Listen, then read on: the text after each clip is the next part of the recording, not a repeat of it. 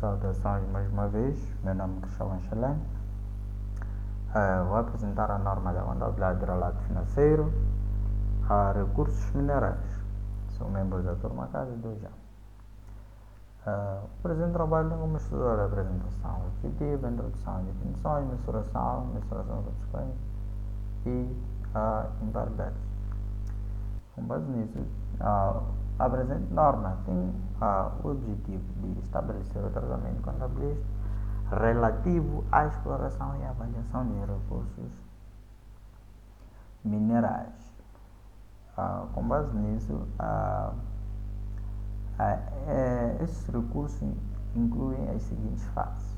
A fase inicial, onde nesta fase a entidade realiza dispêndios antes de obter direitos legais de exploração e que ajuda a determinar a área. Na segunda fase de exploração e avaliação de recursos minerais, a entidade desenvolve a pesquisa de recursos minerais, ou seja, a desenvolver a pesquisa. E na terceira fase, a fase subsequente, a demonstração da exigibilidade técnica e da viabilidade comercial de extração de recursos minerais. Bom, essa fase tem alguns conteúdos, onde apenas aborda o tratamento contabilístico da fase de exploração e avaliação de recursos minerais. Com base nisso, está também aqui as definições mas antes disso, essa norma apenas, ou seja, tem por base IFRS, Exploration and Evolution of Mineral Resources, exploração e avaliação de recursos minerais, onde foi emitida na norma 15 de recursos minerais. Como eu já havia dizendo, temos aqui definições de exploração e avaliação de recursos minerais. É a pesquisa, ou seja, está relacionada a uma pesquisa de recursos minerais que inclui minérios, ou seja, gás, petróleo, gás natural, petróleo, recursos não regenerativos semelhantes depois da entidade ter obtido os direitos legais de explorar numa área específica, bem como a determinação da exigibilidade, assim é que é, técnica e viabilidade comercial a extrair o seu recurso minerário. Os objetivos de exploração e avaliação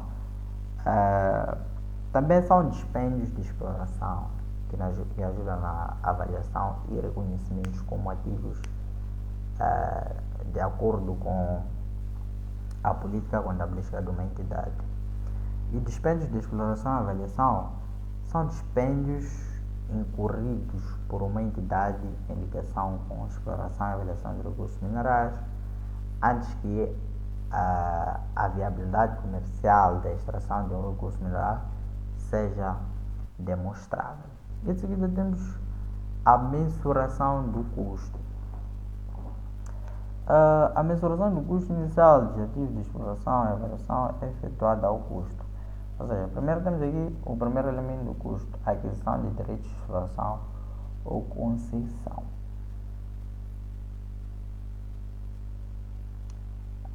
Mas antes de proceder com este pequeno tema, esses elementos, ou seja, a entidade primeiro deve determinar uma política que especifique que os dispêndios são reconhecidos como ativos de exploração e também da avaliação e aplicar essa política constantemente.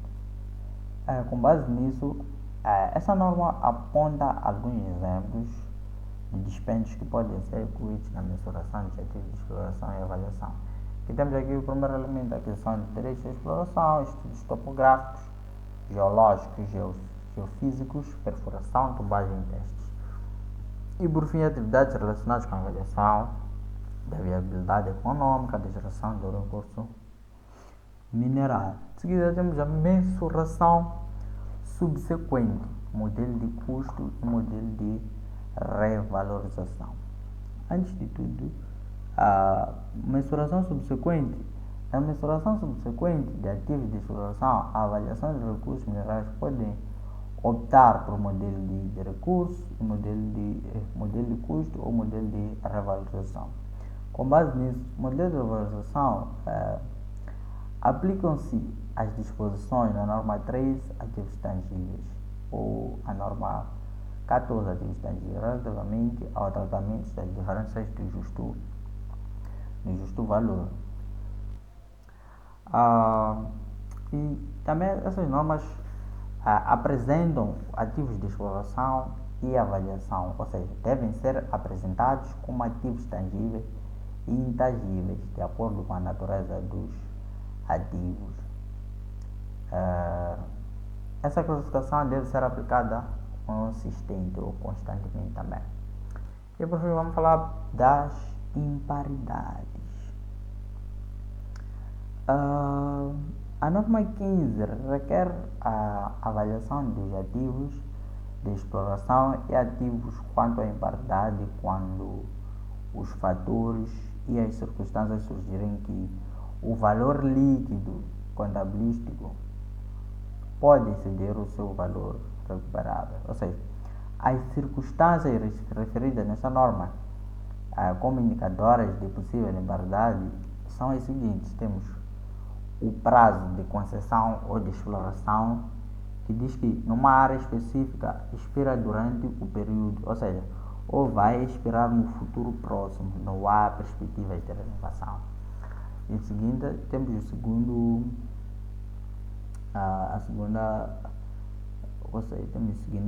indicadora, não orçamentos nem planeamentos.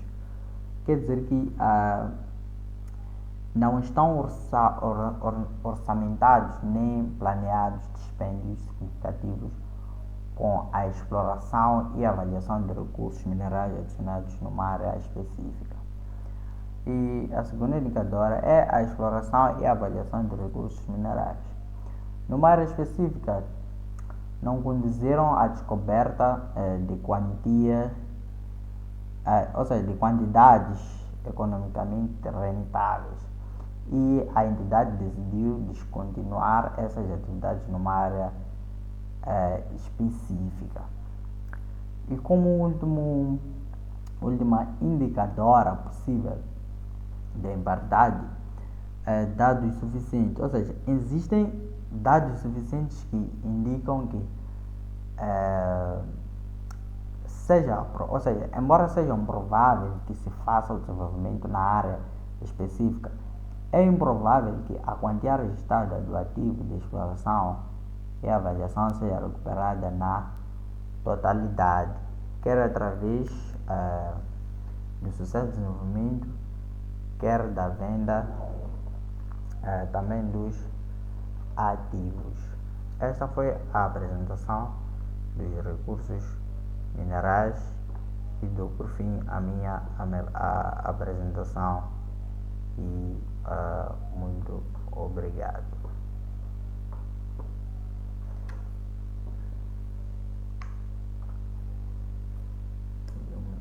Mas peço perdão, só para dar um pequeno refresh,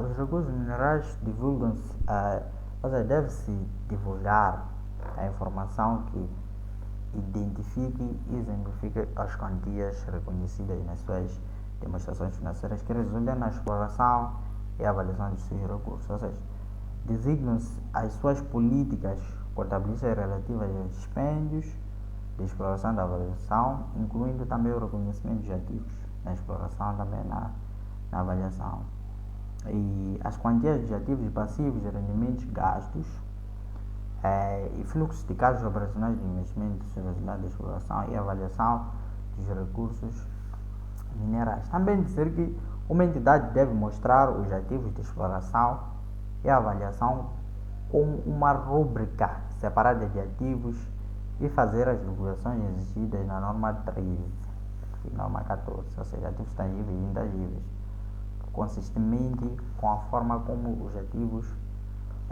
são classificados. E dou por fim a minha apresentação e muito obrigado.